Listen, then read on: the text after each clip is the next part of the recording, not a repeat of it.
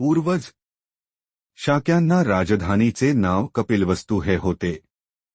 कदाचित हे नाव थोर बुद्धिवादी तत्ववेता कपिलमुनी याच्या नावावरून पडलेले असावे. कपिलवस्तूमध्ये जयसेन नावाचा एक शाक्य राहत होता.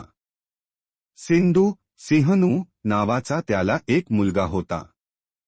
सिंहनूचा विवाह कच्चनाशी झाला होता. त्याला शुद्धोदन, धौतोदन, शुक्लोदन, शाक्योदन व अभितोदन असे 5 पुत्र होते. या 5 पुत्रांशिवाय सिंहनूला अमिता व प्रमिता या नावाच्या 2 कन्या होत्या. त्याच्या कुटुंबाचे गोत्र आदित्य होते. शुद्धोदनाचा विवाह महामायेशी झाला होता. तिच्या पित्याचे नाव अंजन व आईचे नाव सुलक्षणा असे होते. अंजन हा कोलिय वंशातील होता. तो देवदह नावाच्या गावी राहत होता. शुद्धोदन हा मोठा योद्धा होता.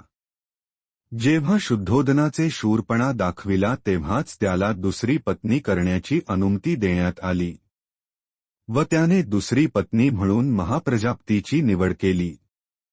ती महामायेची वडील बहीण होती. शुद्धोदन फार श्रीमंत होता. त्याच्या मालकीची भूमी विस्तृत होती व त्याचे पुष्कळ नोकरचाकर होते. असे म्हणतात की त्याच्या मालकीची जमीन नांगरण्यासाठी 1000 नागर चालत असत. तो ऐशारामात राहत होता. त्याचे अनेक महाल होते.